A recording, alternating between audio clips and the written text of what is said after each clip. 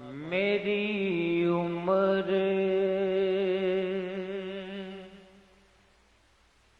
मदीने दे टिब्बियां दी तस्वीर बना दियां गुजर गई मेरी उम्र मदीने दे टिब्बियां दी तस्वीर बना दियां गुजर गई सरकार नूं चेते कर कर के सरकार नूं चेते कर कर के बस नीर बहा दियां गुजर गए मेरी उम्र मदीने दे टिब्बियां दी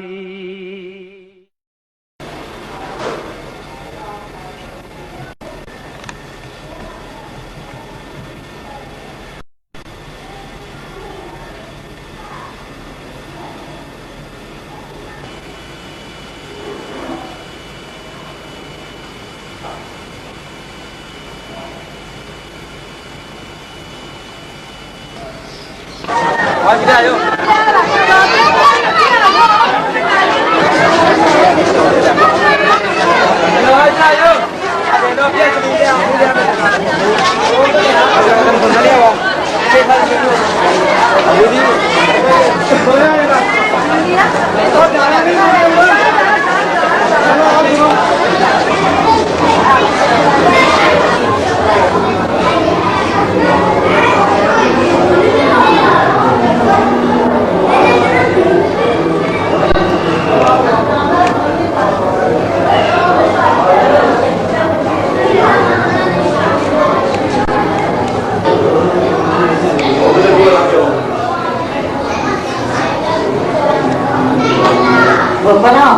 chồng lắm như là chị không có đi chơi lên rồi đấy đấy không cái ta đâu cái cha được cái gì không thì làm gì đâu cái gì đâu nhỉ đi luôn chồng cả tôi chụp cả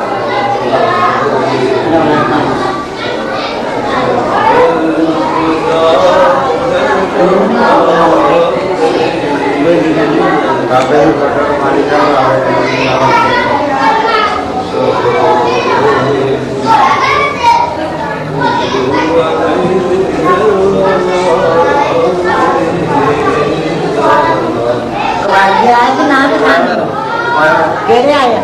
Ghế rồi. Ghế rồi.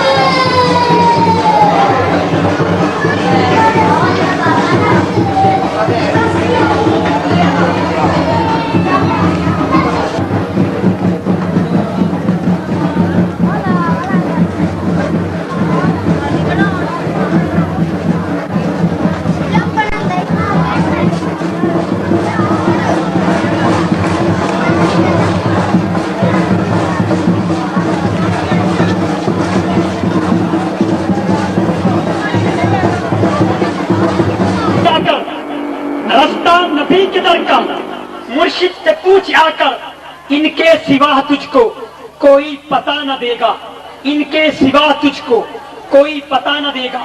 तो सामाईन मोहतरम, آج کی محفل کے ثناخان رسول پہلے تشریف لاتے ہیں جناب محمد اسلم صاحب. جناب محمد اسلم صاحب. نعرہ تکبیر.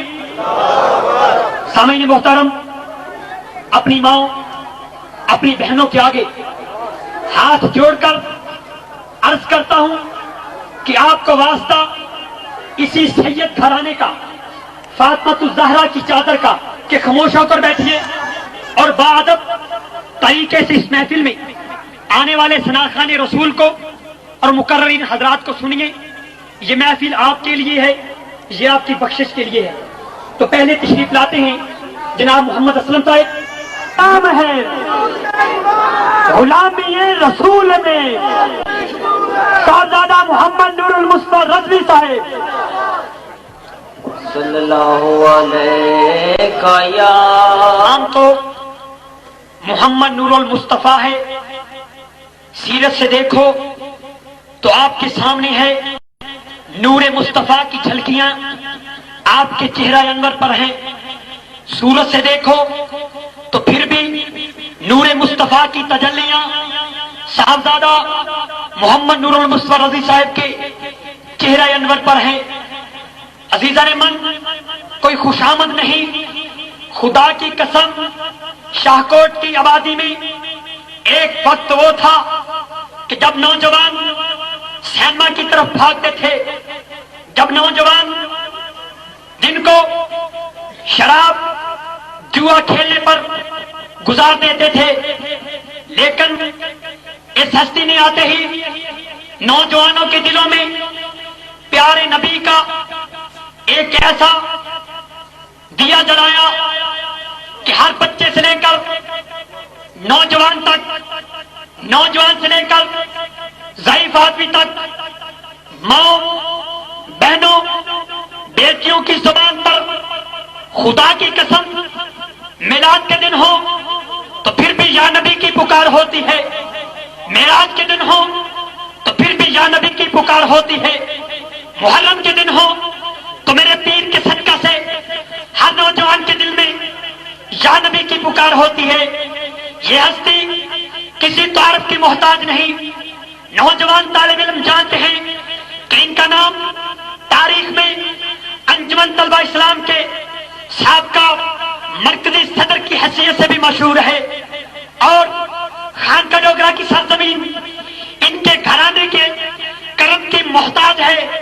ان کے والد گرامی ہمارے دادا مرشد پیر ابو الفیض محمد عبد الکریم عبدالوی صاحب نے نوجوانوں کے، بوڑھوں کے دلوں میں شیخ الحدیث مولانا سردار احمد رحمۃ اللہ علیہ کے عشق سے لے کر احمد رضا خان بریلوی رحمۃ اللہ علیہ کے عشق تک، پیارے نبی کے عشق سے لے کر ایک عام اللہ کے ولی ڈاکٹر علامہ اقبال کے عشق تک ہر نوجوان کے دلوں میں ایک نئی شمع روشن کی ہے. شاعر نے ان کو دیکھا تو پکار اٹھا کہ جب تک لفظ وضو نہیں کرتے ہم ان کی گفتگو نہیں کرتے. پھر مجھے بھی کہنے پڑا کہ اے رنگینیوں، اے جھنڈیوں، کون آنے والا ہے؟ سبھا مسکرا رہی ہے، فضا مسکرا رہی ہے. آنے والے محمد نور المصطفیٰ ہیں. ذکر نواز رسول کا ہے.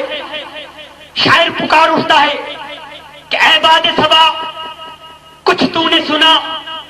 مہمان جو آنے والے ہیں، کلیاں نہ بچھانا راہوں میں، ہم دل کو بچھانے والے ہیں.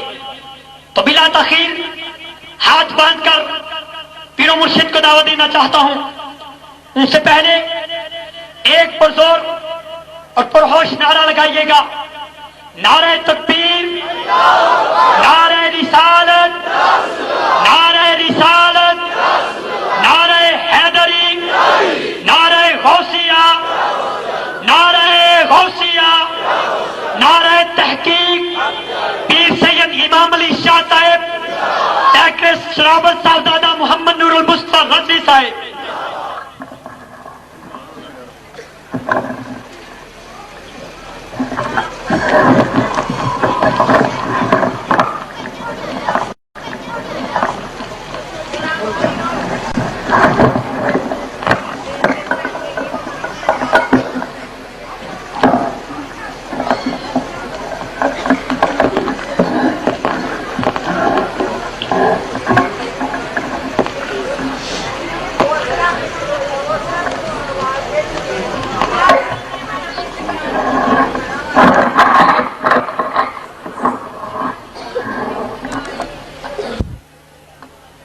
سیدی مرشدی سیدی مرشدی غلام ہے غلامی رسول میں غلامی رسول میں جہون عشق مصطفیٰ نعرہ تکبیر نعرہ رسالت نعرہ حیدری حیدری حیدری صاحبزادہ محمد نور المصطفیٰ رضوی صاحب.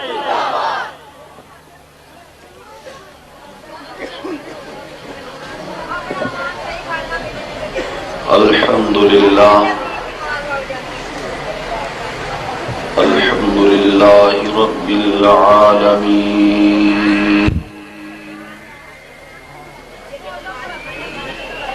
والعاقبۃ للمتقین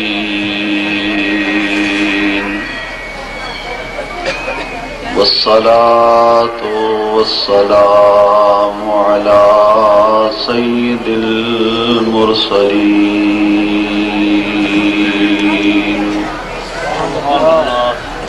وعلى آلہ وأصحابہ أجمعین.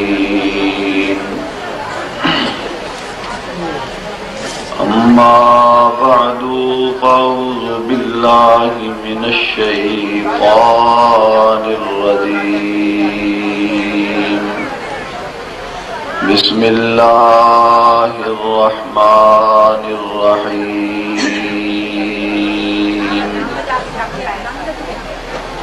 لقد من الله على المؤمنين إذ بعث فيهم رسولا. صدق الله مولانا العظيم وبلغنا رسوله النبي الكريم الأمين. ونحن على ذلك لمن الشاهدين والشاكرين. والحمد لله رب العالمين. قد قال الله تبارك وتعالى عز وجل في شان حبيبه ونبيه مخبرا وآمرا. إن الله وملائكته يصلون على النبي يا أيها الذين آمنوا صلوا عليه وسلموا تسلیما. تمام حضرات نہایت محبت سے درود شریف پڑھیں. الصلاۃ والسلام علیک رسول اللہ وعلی آلک واصحابک یا محبوب رب العالمین. صدر ذی وقار صاحب سجادہ برادران دین و ملت، اللہ تعالی جل شانہ کا بے حد اور بے حساب شکر ہے کہ آج ہم اللہ کی توفیق اور اس کے فضل و کرم سے حضرت پیر سید امام علی شاہ صاحب چشتی صابری رحمت اللہ علیہ کے عرس میں حاضری کی سعادت حاصل کر رہے ہیں. حضرت پیر سید امام علی شاہ صاحب چشتی صابری رحمت اللہ علیہ کے عرس مبارک کی اس تقریب میں محفل میلاد شریف کا اہتمام کیا گیا ہے، اور مجھے اس محفل میلاد شریف میں حضور نبی کریم رؤوف الرحیم علیہ الصلاۃ والتسلیم کے ذکر مبارک کے لیے حکم دیا گیا ہے، دعا فرمائیں کہ اللہ تعالی جل شانہ ان تمام احباب کی حاضری قبول فرمائے جو دور و نزدیک سے عرس مبارک میں حاضری کے لیے تشریف لائے ہیں۔ اللہ تعالیٰ اولیاء کرام کے فیضان سے تمام حاضر ہونے والوں کو دنیا میں اور آخرت میں سرفراز فرمائے۔ نہایت ہی اختصار کے ساتھ چند باتیں حضور نبی پاک صلی اللہ علیہ وسلم کی آپ کی خدمت میں عرض کرنی ہے۔ پوری توجہ کے ساتھ مختصر وقت میں سماعت فرمائیں۔ اللہ تعالی کا ساری زندگی بھی اگر ہم شکر ادا کرتے رہیں تو اس بارگاہ کا شکر ادا نہیں ہو سکتا کہ اس پروردگار عالم جل وعلا نے ہم گناہگاروں پر یہ احسان فرمایا، یہ فضل و کرم فرمایا، یہ انعام فرمایا کہ ہمیں اپنے محبوب کی غلامی عطا فرمائی، ہمیں اپنے محبوب کی امت میں پیدا فرمایا اور اپنے محبوب کا پیارا کلمہ نصیب فرمایا۔ دعا یہ کرنی ہے اور اس کی محفل میں کہ اللہ تعالیٰ اسی کلمے میں زندہ رکھے اور جب آخری وقت آئے تو یہی کلمہ زبان پہ جاری ہو، لا الہ الا اللہ محمد رسول اللہ۔ اللہ تعالیٰ نے انسان کو بے شمار نعمتیں عطا فرمائی، بلکہ ہر نعمت جس انسان کو جو نعمت ملتی ہے وہ اللہ عطا فرماتا ہے۔ نعمتیں عطا فرمانے والا خدا ہے اور اس نے انسان کو ان گنت اور بے شمار اور لامحدود نعمتیں عطا فرمائی۔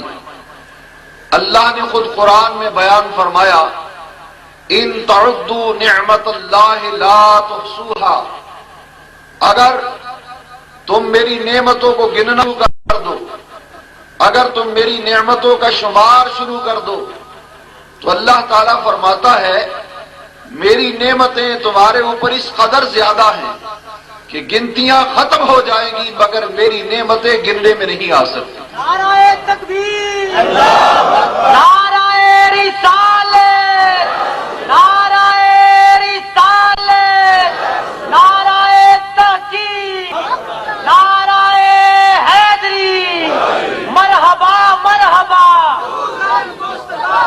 فرمائیں تعدوا نعمت اللہ لا تحصوها، اگر ساری کائنات کے انسان گننا شروع کر دیں کہ اللہ نے کتنی نعمتیں عطا فرمائی ہیں تو اللہ خود فرماتا ہے ان تعدوا نعمت اللہ لا تحصوها، تم میری نعمتوں کو گن نہیں سکتے، میری نعمتوں کو شمار نہیں کر سکتے، مگر یہ ہمارے رب کا، ہمارے پروردگار کا، ہمارے اللہ کا کتنا بڑا کرم ہے کہ اس نے بے شمار نعمتیں اور ان گنت نعمتیں عطا فرما کے کسی مقام پر بھی احسان نہیں جتلایا کہ اے انسان تمہیں دیکھنے کے لیے آنکھیں دی اور تیرے اوپر احسان کیا، تمہیں سوچنے کے لیے دماغ دیا، یہ تمہارے اوپر احسان کیا، چلنے کے لیے پاؤں دیے، تمہارے اوپر احسان کیا،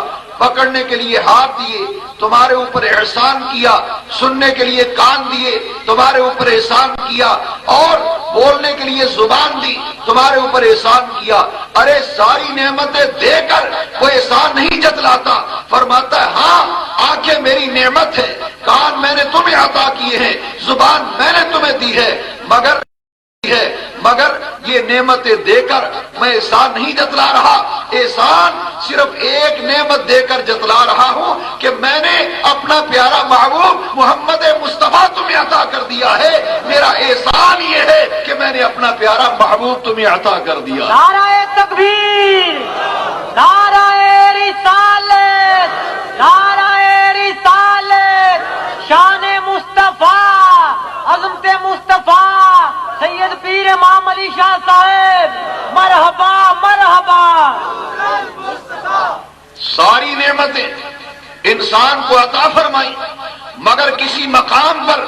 وہ احسان نہیں جتلاتا.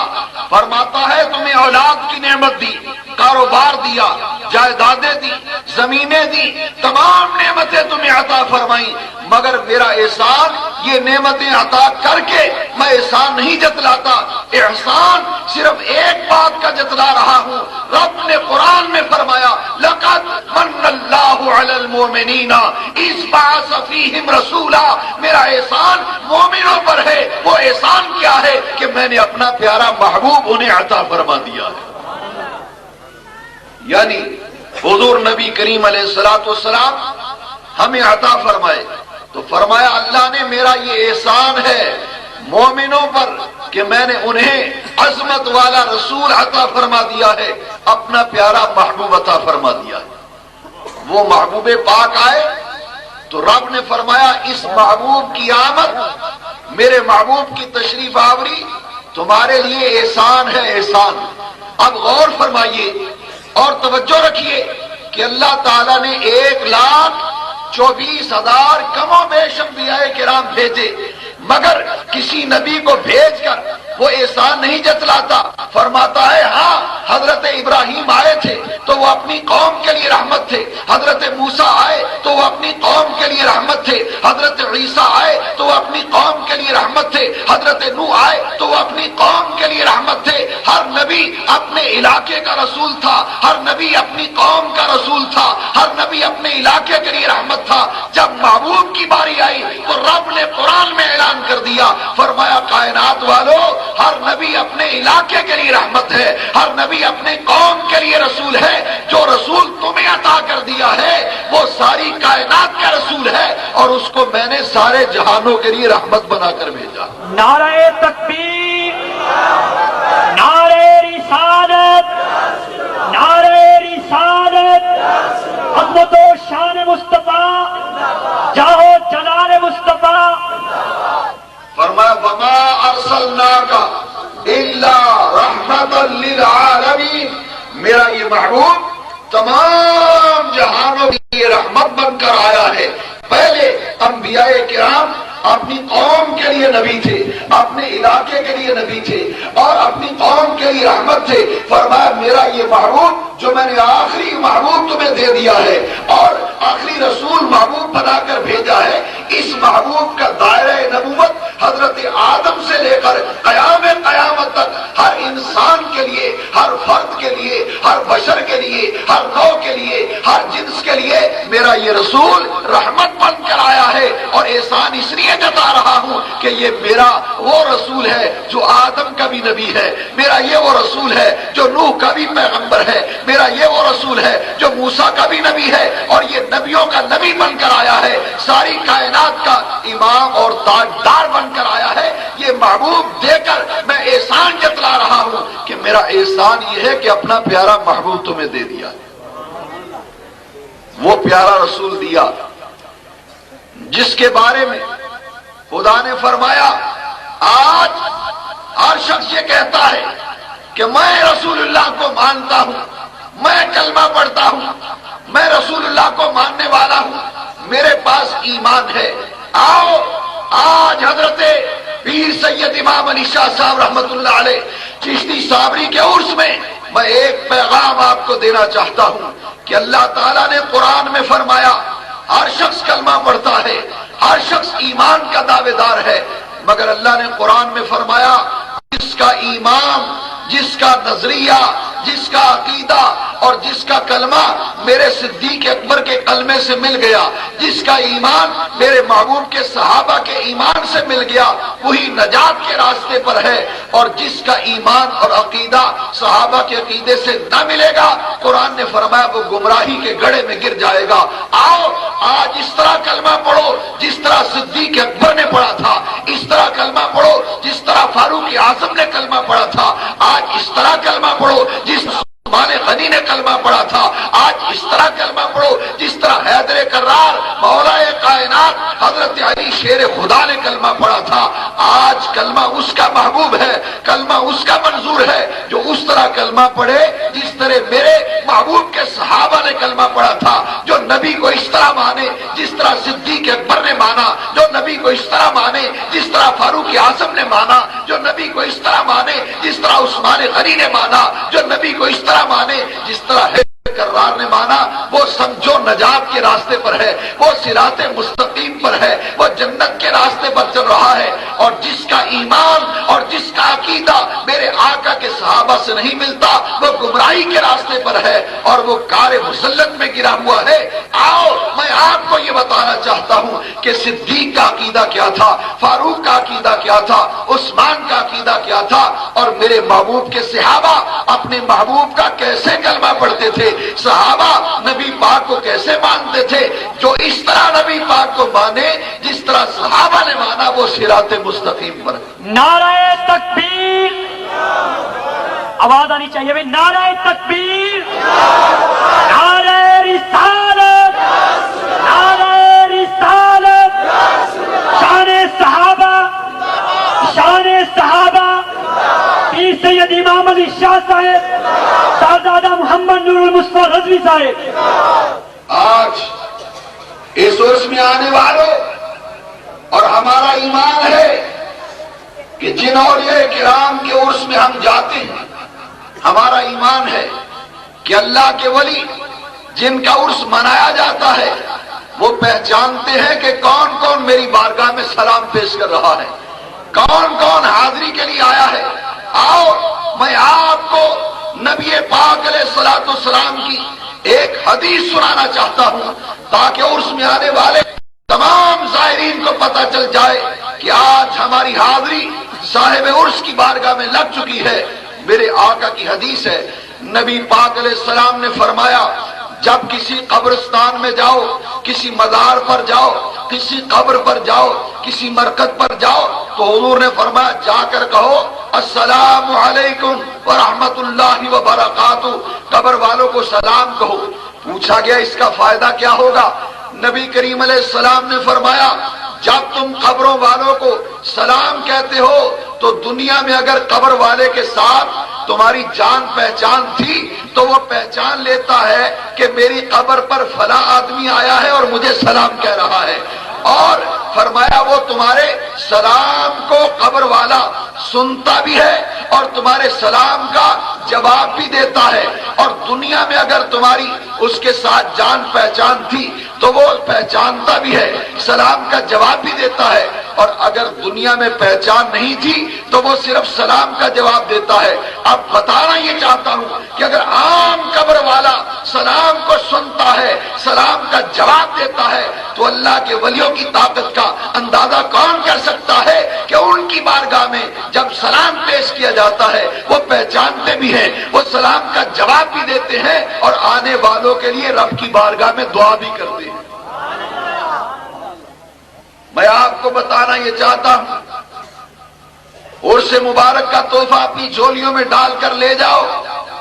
جو لوگ یہ کہتے ہیں کیا رکھا ہے مزارات میں، قبروں پر کیا لینے کے لیے جاتے ہو، عرس کیوں مناتے ہو، اولیاء کرام کے بارگاہ میں کیوں جاتے ہو، سنو میں ڈنکے کی چوٹ پر کہنا چاہتا ہوں کہ میرے آقا کی شریعت نے منع کر دیا۔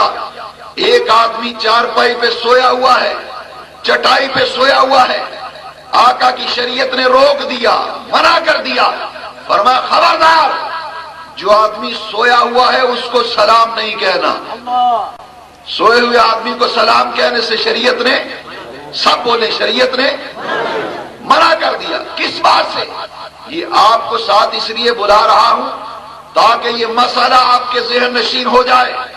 میں تو آپ کو ایک سبق پڑھانے کے لیے آیا ہوں، اور یہ سبق آج عرس امام علی شاہ چشتی صاحب یہ یاد کر کے جانا ہے کہ لوگ یہ کہیں مزارات والے سنتے نہیں ہیں، دیکھتے نہیں ہیں، قبروں میں کیا رکھا ہے، کیا لینے کے لیے جاتے ہو مزارات پر۔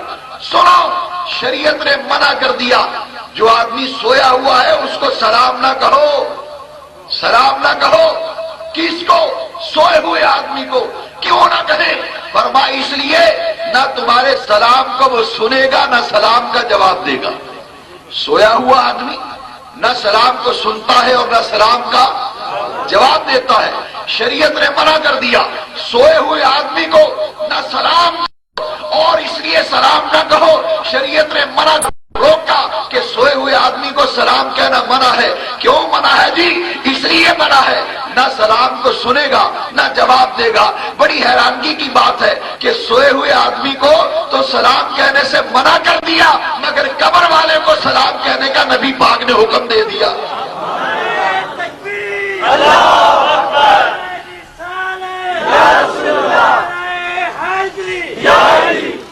کوئی سمجھ آ رہی ہے مسئلے؟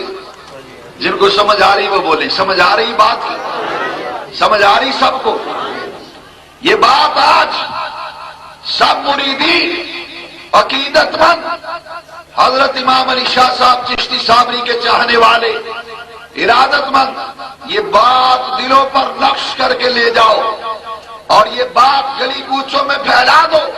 سوئے ہوئے آدمی کو شریعت نے منع کر دیا سلام نہ کہو، کیوں نہ کہیں؟ نہ سنے گا نہ سلام کا جواب دے گا، منع کر دیا۔ مگر میرے آقا تاجدار اجم و عجم حضور خاتم الانبیاء تاجدار ختم نبوت نے فرمایا، سنو، جب بھی قبرستان میں جاؤ، جب بھی مزارات پر جاؤ، جب بھی مقابر پر جاؤ، کسی بھی صاحب قبر پر جاؤ تو جا کر کہو السلام علیکم، سلام کہو۔ کیوں؟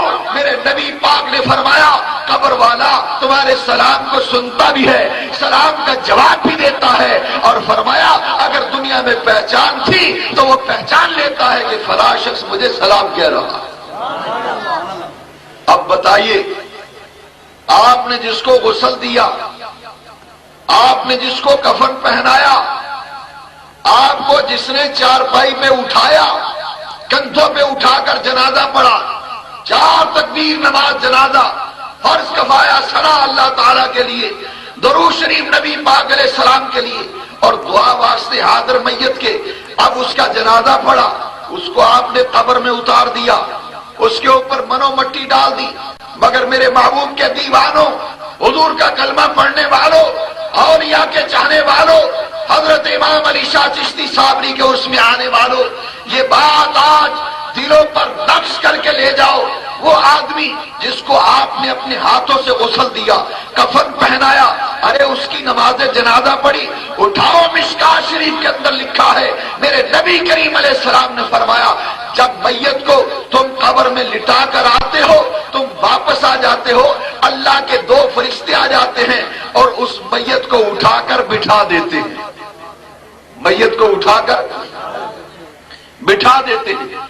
ارے جو بولتا نہیں تھا، جو سنتا نہیں تھا، آپ نے غسل بھی دیا، کفن بھی پہنایا، جنازہ بھی پڑھا اور اس کو قبر میں بھی اتارا، نبی کریم علیہ السلام فرماتے ہیں 2 فرشتے آ جاتے ہیں اور میت کو اٹھا کر بٹھا دیتے ہیں، اور اللہ کے فرشتے میت سے کلام کرتے ہیں، گفتگو کرتے ہیں، سوال و جواب کرتے ہیں۔ جب ہر قبر والا قبر میں جا کر آپ نے اس کو لٹایا، کفن پہنایا، قبر میں لٹایا، فرشتوں نے اٹھا کر اس کو بٹھایا، اس سے کلام کیا، سوال و جواب کیا۔ میں پوچھنا چاہتا ہوں، جس کو آپ نے مردہ سمجھ کے دفن کیا تھا، حدیث پاک میں آتا ہے فرشتے اٹھا کر بٹھاتے ہیں، اس سے گفتگو کرتے ہیں اور پوچھتے ہیں من ربک، بتا تیرا رب کون ہے، پھر پوچھتے ہیں ما دینک، بتا تیرا دین کون سا ہے، پھر سوال کرتے ہیں ما کنت تقول فی حق ھذا الرجل، نبی پاک کی ہر قبر میں زیارت کرائی جاتی ہے، پوچھا جاتا ہے اس ہستی پاک کے بارے میں تو دنیا میں کیا کہا کرتا تھا۔ 3 سوال ہر قبر والے سے۔ کتنے سوال ہوں گے؟ 3 سوال ہر قبر والے سے ہوں گے۔ نبی کریم علیہ السلام نے فرمایا جو مرد مومن ہوتا ہے، فرشتے پوچھتے ہیں من ربک، اور تیرا رب کون ہے؟ وہ کہتا ہے ربی اللہ، میرا رب اللہ ہے۔ پھر فرشتے پوچھتے ہیں ما دینک، تیرا دین کون سا ہے؟ وہ کہتا ہے دینی الاسلام، میرا دین اسلام ہے۔ پھر پاک کی زیارت ہوتی ہے قبر میں اور پوچھا جاتا ہے ما کنت تقول فی حق ھذا الرجل، حدیث پاک کے الفاظ ہیں، مشکاۃ شریف کے اندر ہے۔ فرشتے پوچھتے ہیں اور دنیا میں اس ہستی پاک کے بارے میں کیا کہا کرتا تھا، کیا کہا کرتا تھا۔ آج کچھ لوگ آپس میں جب باتیں کرتے ہیں کہتے ہیں چھوڑو جی یہ مولویوں کے مسئلے ہیں، قبر میں کوئی عقیدہ وقیدہ نہیں پوچھا جائے گا، عمل کام آئیں گے، عمل، عقیدے کی بات مت کرو، قبر میں عقیدے نہیں پوچھے جائیں گے۔ مگر عرس امام علی شاہ چشتی صابری میں آنے والے ارادت مندوں، میں آپ کو بتانا چاہتا ہوں کہ قبر میں 3 سوال ہوتے ہیں اور تینوں سوالوں کا تعلق عقیدے کے ساتھ ہے۔ ایک سوال بھی قبر میں عمل کے بارے میں نہیں ہوتا۔ آج لوگ کہتے ہیں جی نبی پاک کے بارے میں قبر میں نہیں پوچھا جائے گا، حضور کے بارے میں سوال نہیں ہوگا، لیکن آؤ یہ پوچھا جائے گا ما کنت تقول فی حق ھذا الرجل، حضور کی زیارت کرائی جائے گی، پوچھا جائے گا اس ہستی پاک کے بارے میں دنیا میں کیا کہا کرتا تھا، اب قبر میں بتا، دنیا میں تجھے کوئی پوچھنے والا نہ تھا، میرے محبوب کو اپنے جیسا بشر کہتا تھا، میرے محبوب پر اعتراض کرتا تھا، وہاں دنیا میں کوئی پوچھنے والا نہ تھا، اب قبر کی تنہائیوں میں اور گہرائیوں میں اتر کر بتا کہ تم میرے محبوب کو دنیا میں کیا کہا کرتا تھا۔ نعرہ تکبیر، نعرہ رسالت، نعرہ حیدری، پیر سید امام علی شاہ صاحب، سادہ محمد نور المصطفیٰ رضوی صاحب۔ آج ہم مزارات پر کیوں جاتے ہیں؟ نبی پاک نے فرمایا قبر پر جاؤ تو جا کر کہو السلام علیکم، قبر والا تمہارے سلام کو سنے گا، سلام کا جواب دے گا اور پہچانے گا کہ میری قبر پر فلاں آیا ہے۔ حاضرین محترم، بات دور نکل جائے گی، جو بات کہنا چاہتا ہوں وہ یہ ہے کہ ہم اولیاء کرام کے مزارات پر اس لیے جاتے ہیں کہ نبی کریم علیہ السلام نے فرمایا جب قبر میں 3 سوال ہوتے ہیں تو جو مرد مومن ہے وہ تینوں سوالوں کا جواب دیتا ہے، کہتا ہے ربی اللہ، میرا رب اللہ ہے، پھر کہتا ہے دینی الاسلام، میرا دین اسلام ہے۔ جب نبی پاک کی زیارت ہوگی نا قبر میں تو پوچھا جائے گا اس ہستی پاک کے بارے میں کیا کہا کرتا تھا، تو مرد مومن کہے گا ھذا نبینا محمد رسول اللہ صلی اللہ علیہ وسلم جاء بالبینات، اور فرشتوں مجھے اس ہستی پاک کے بارے میں پوچھتے ہو، یہ تو میرے وہ آقا ہیں جن پر میں ہر روز درود و سلام پڑھا کرتا تھا، یہ میرے وہ آقا ہیں جن پر میں درود و سلام پڑھتا ہوں۔ نبی پاک نے فرمایا فرشتے اس کے لیے ایک جنت میں سے بستر لاتے ہیں، جنتی بستر بچھا دیا جاتا ہے اور اس کو قیامت تک کے لیے اس کی قبر کو جنت کا باغ بنا دیا جاتا ہے۔ نبی پاک کی حدیث ہے، سنا حدیث نبی پاک کی، فرمایا القبر روضۃ من ریاض الجنہ او حفرۃ من حفر النیران۔ میرے رسول رحمت نے فرمایا، میرے نبی رحمت نے فرمایا قبر یا تو جنت کے باغوں میں سے باغ بن جاتی ہے یا دوزخ کے گڑھوں میں سے ایک گڑھا بن جاتی ہے۔ فرمایا مرد مومن کی قبر جنت کا باغ ہے۔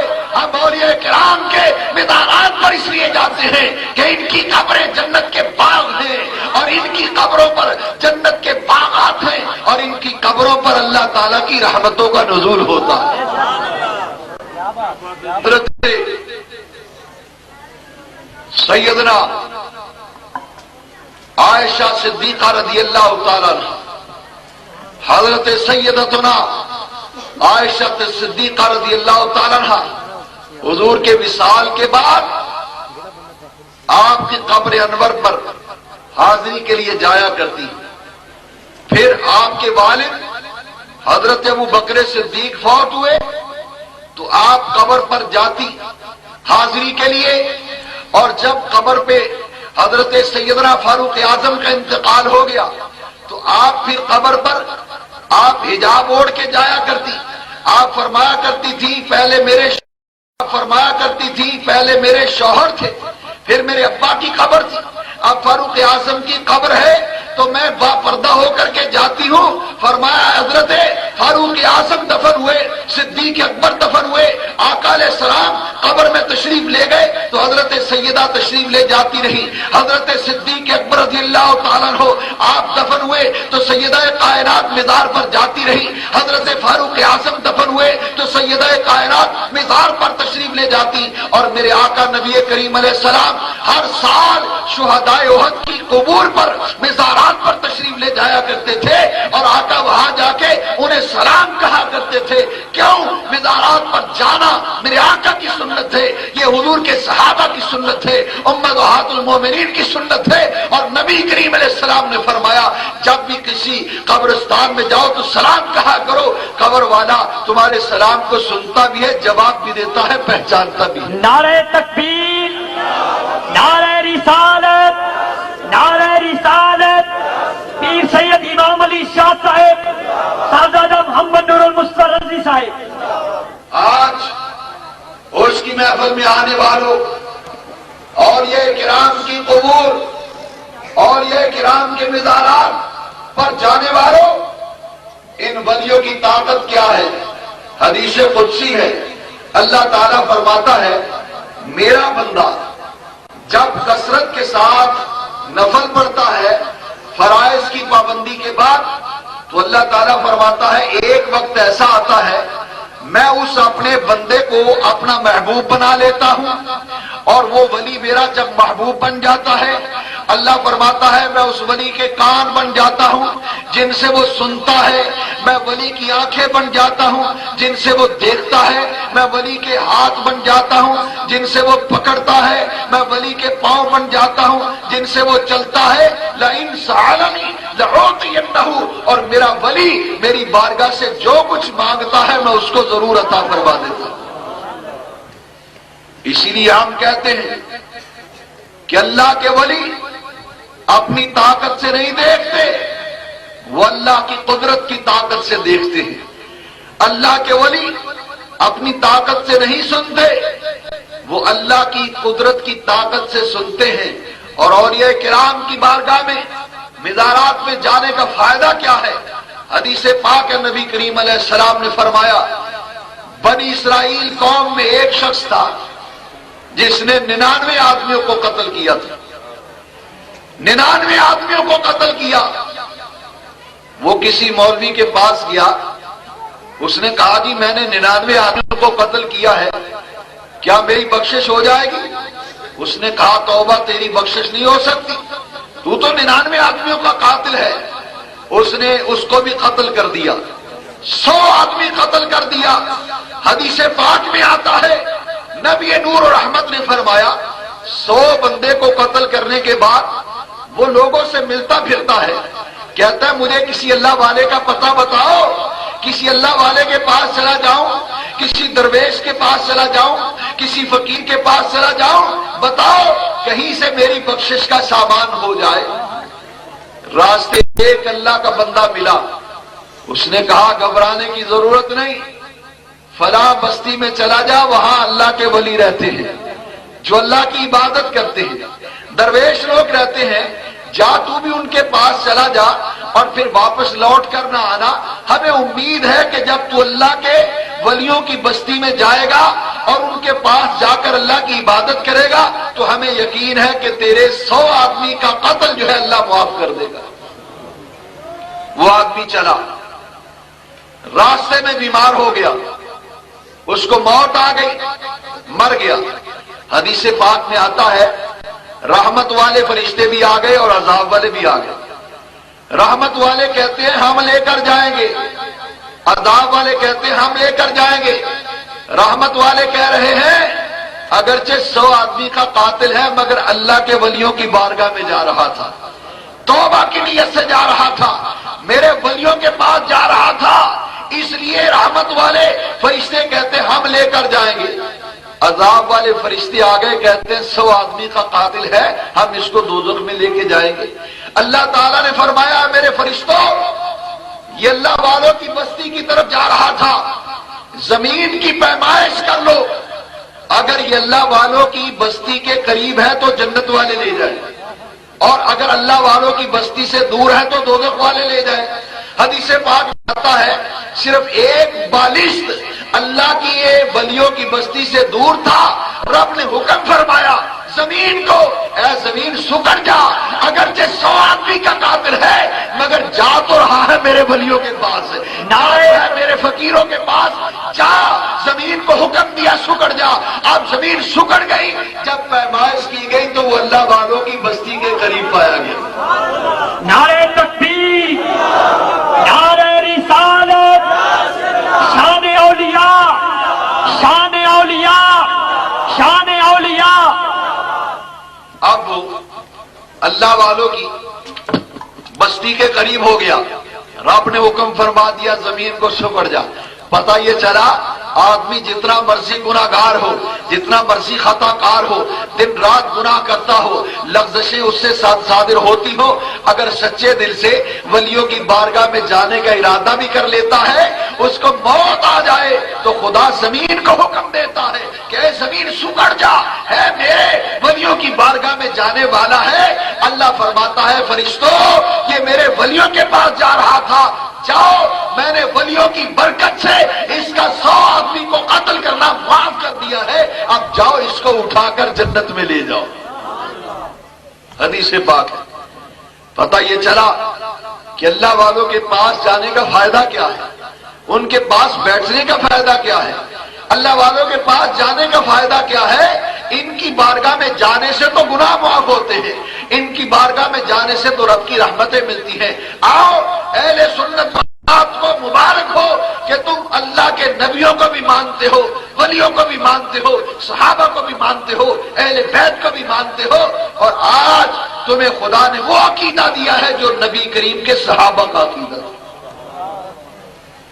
اب میں آپ کو بتانا یہ چاہتا ہوں کہ اولیاء کرام کے مزارات پر جانے کا فائدہ کیا ہے، عرس میں آنے کا فائدہ کیا ہے۔ لو آخری حدیث پاک سن لو، اس کے بعد میں اصل بات جو آپ کو بتانا چاہتا ہوں کہ اپنا عقیدہ صحیح کرو، اپنا ایمان صحیح کرو، وہ عقیدہ رکھو جو نبی پاک کے صحابہ کا عقیدہ تھا، حضور کو اس طرح مانو جس طرح صحابہ نے مانا تھا۔ عرسوں پر جانے کا فائدہ کیا ہے؟ ایمان سے بتائیے کہ حضرت امام علی شاہ صاحب سے آپ کا کوئی خونی رشتہ ہے کہ آپ عرس میں آئے ہیں؟ بتائیے، کوئی نسبی رشتہ ہے؟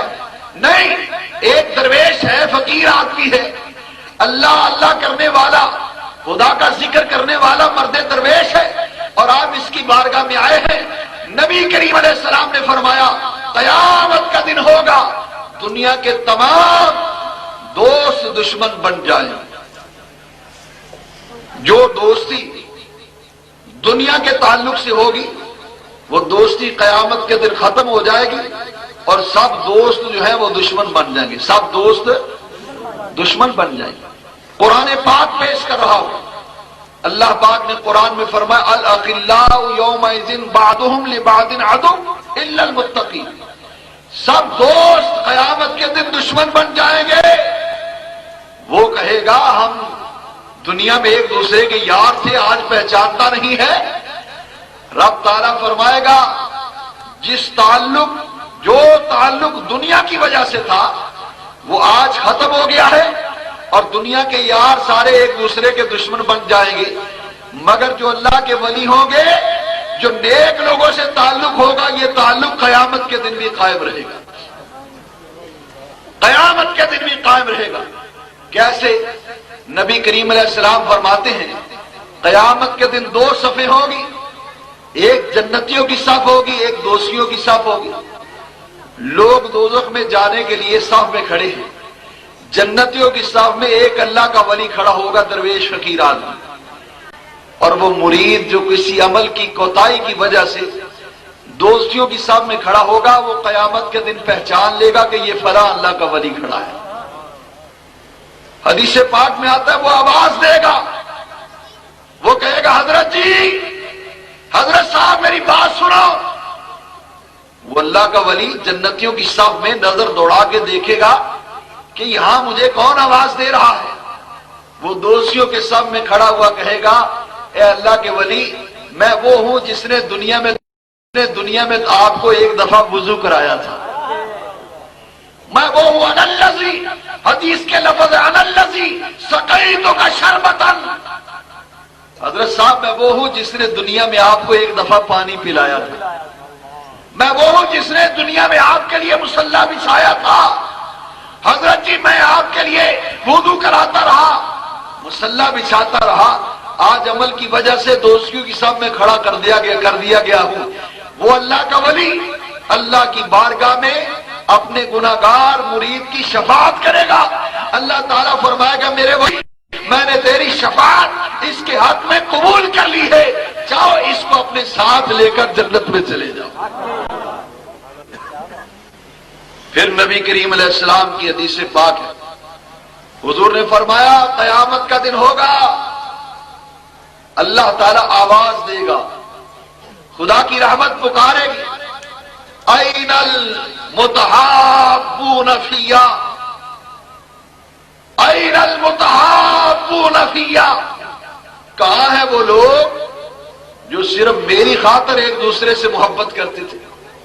کہاں ہیں وہ لوگ؟ کھڑے ہو جائیں گے، کہیں گے اے اللہ تعالیٰ کی رحمت کی آواز آئی ہے اور خدا فرما رہا ہے میری خاطر ایک دوسرے سے محبت کرنے والوں کہاں ہو؟ وہ سب کھڑے ہو جائیں گے، کہیں گے یا اللہ ہم صرف تیری خاطر محبت کرتے تھے، نبیوں سے ولیوں سے تیرے محبوبوں سے محبت کرتے تھے تو صرف تیری خاطر کہ وہ تیرے بندے ہیں۔ اللہ فرمائے گا اچھا میری خاطر محبت کرنے والوں آ جاؤ، پچھلی صفوں سے اٹھ کر آگے آ جاؤ، آج تمہیں انعام سے سرفراز کرنا چاہتا ہوں۔ اللہ تعالیٰ ان کو آگے بلا لے، پھر آواز آئے گی این المتجالسون فیا، کہاں ہے میری خاطر ایک دوسرے کی مجلس میں بیٹھنے والے؟ آؤ پچھلی صفوں سے اٹھ کر آگے آ جاؤ۔ عرس میں آنے والوں حضرت سیدنا داتا گنج بخشری حجویری رحمت اللہ علیہ کا عرس ہو، حضرت بابا فرید الدین گنج شکر کا عرس ہو، حضرت مخدوم علاؤدین علی احمد صاحب قلیری کا عرس ہو، اور یہ کرام کے عرس میں جانے والے اللہ کی محبت کی وجہ سے جاتے ہیں، قیامت کے دن ان کو آواز دی جائے گی کہ میری خاطر ایک دوسرے کے پاس بیٹھنے والوں، محبتیں کرنے والوں، ایک دوسرے کی زیارتیں کرنے والوں آ جاؤ، تم میری خاطر میرے ولیوں سے پیار کرتے تھے، میری خاطر ان کے پاس بیٹھتے تھے، آؤ آج اس پیار کی وجہ سے تم سب کے سب جنت میں داخل ہو جاؤ۔ نعرہ تکبیر، نعرہ رسالت، نعرہ رسالت، شان اولیاء پیر سید امام علی شاہ صاحب، صاحبزادہ محمد نور المسترضی صاحب۔ اور جس کے ساتھ حضور کی حدیث ہے المرء مع من احب، جس کے ساتھ کسی کو محبت ہوگی قیامت کے دن اسی کے ساتھ اٹھایا جائے گا، جس کے ساتھ کسی کو محبت ہوگی قیامت کے دن اسی کے ساتھ اٹھے گا۔ وہ کیسے دیوانے ہیں جو مصطفیٰ پر درود و سلام پڑھنے والے ہیں، جن کا حشر قیامت کے دن حضور کے جھنڈے کے نیچے ہوگا، جن کا حشر سرکار غوث پاک کے جھنڈے کے نیچے ہوگا، جن کا حشر حضرت داتا علی حجویری کے ساتھ ہوگا، کسی کا حشر بابا فرید الدین گنج شکر کے ساتھ ہوگا، کسی کا حشر حضرت نظام الدین اولیاء کے ساتھ ہوگا، کسی کا حشر حضرت مخدوم علاؤدین علی احمد صابر قلیری کے ساتھ ہوگا۔ اپنے اپنے پیر اور شیخ کے چاہنے والے قیامت کے دن جس کے ساتھ دنیا میں محبت کرتے تھے قیامت کے دن اسی کے ساتھ اٹھ کر وہ جنت میں جائے گا۔ آپ کتنے خوش نصیب ہیں، حضور کے غلام ہیں، نبی پاک کے چاہنے والے ہیں، اور یہ کرام کے ماننے والے ہیں۔ قیامت کے دن حضور کے پیارے پیارے ہاتھوں سے انشاءاللہ خدا جام کوثر نصیب کرے گا۔ اس لیے آج اس عرس کی مبارک تقریب میں میں آپ کو ایک پیغام دینے کے لیے آیا ہوں، آپ کو ایک درس دینے کے لیے آیا ہوں کہ اپنا عقیدہ نبی کریم علیہ السلام کے بارے میں وہ رکھو جو حضور کے صحابہ کا عقیدہ تھا۔ اب میں نے آپ کو صرف یہ بتانا ہے، قیامت کے دن اولیاء کے ساتھ اٹھنے والوں، اولیاء کی محبت رکھنے والوں، آؤ میں آپ کو بتاتا ہوں کہ تمہارا وہ عقیدہ ہے جو حضرت صدیق اکبر کا عقیدہ تھا، تمہارا وہ ایمان ہے جو حضرت قتادہ کا تھا، تمہارا وہ عقیدہ ہے جو حضرت بلال کا تھا، تمہارا وہ عقیدہ ہے جو حضرت سلمان کا عقیدہ تھا. آج اس عرس پر صاحب عرس حضرت پیر سید امام علی شاہ صاحب چشتی صابری رحمت اللہ علیہ کا دامن تھام کر کہتا ہوں کہ آج ہم نے ایک دعا کر کے یہاں سے اٹھنا ہے کہ اے باری تعالیٰ ہمیں اسی سچے اور طیب و طاہر عقیدے پر رکھنا اور اسی طیب و طاہر عقیدے پر ہمیں موت دینا. وہ عقیدہ جو حضور کے صحابہ کا عقیدہ ہے. قرآن پیش کرتا ہوں فَإِنْ آمَنُوا بِمِثْلِ مَا آمَنْتُمْ بِهِ فَقَدِ اهْتَدَوْا. قرآن کہتا ہے وہ عقیدہ رکھو جو میرے محبوب کے صحابہ کا عقیدہ ہے. حضور کا کلمہ پڑھنے والوں، حضور کے چاہنے والوں، میں آپ کو ایک ایسا پیغام دینے کے لیے آیا ہوں جس پیغام کو آپ نے عام کرنا ہے. صحابہ کرام کا یہ عقیدہ تھا کہ نبی کریم علیہ السلام کا در خدا کا در ہے. بولیے صحابہ کا کیا عقیدہ تھا؟ نبی پاک کا در کس کا در ہے؟ حضور کا در کس کا در ہے؟ خدا کا در ہے. حضور کے ایک جلیل القدر صحابی جن کا نام حضرت قتادہ رضی اللہ تھا. کیا نام ہے؟ حضرت قتادہ رضی اللہ. یہ آپ نے یاد کرنی ہے باتیں. حضرت قتادہ کی آنکھ میں غزوہ بدر میں تیر لگا تو آپ کی آنکھ کا ڈیلا نکل گیا. وہ ڈیلا آنکھ کا ہتھیلی پہ رکھے ہوئے نبی پاک کی بارگاہ میں آ گیا. اب غور فرمانا، خاص طور پر جو پڑھے لکھے حضرات موجود ہیں، ملت اسلامیہ کے نوجوان موجود ہیں، میں آپ سب کو دعوت دینا چاہتا ہوں کہ آؤ دیکھو حضرت قتادہ کا عقیدہ کیا ہے. آنکھ میں تیر لگا ہے اور آنکھ لینے کے لیے کہاں جا رہے ہیں؟ نبی پاک کی بارگاہ، حضور کی بارگاہ. جا کر کہتے ہیں یا رسول اللہ میری آنکھ نکل گئی. اب نبی کریم علیہ السلام نے یہ نہیں فرمایا کہ قتادہ تو خدا کو چھوڑ کر میرے پاس آ گیا ہے، مشرک ہو گیا ہے، توبہ کر. نبیوں سے مانگنا حرام ہے، شرک ہے، توبہ کر. نہیں، نبی کریم علیہ السلام کی بارگاہ میں حضرت قتادہ آنکھ لینے کے لیے گئے تھے. انہیں پتا تھا کہ نبی پاک کی بارگاہ سے جو ملیں گے میرے آقا مانگیں گے، میرے مصطفیٰ کریم عطا فرمائیں گے.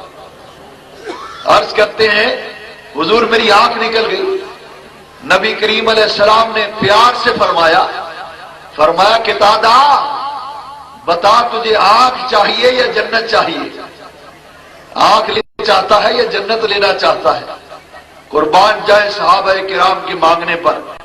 عرض کرتے ہیں آقا آنکھ میں نے مانگی ہے، میرے مانگنے پہ دے دے اور جنت اپنی طرف سے عطا کر دے.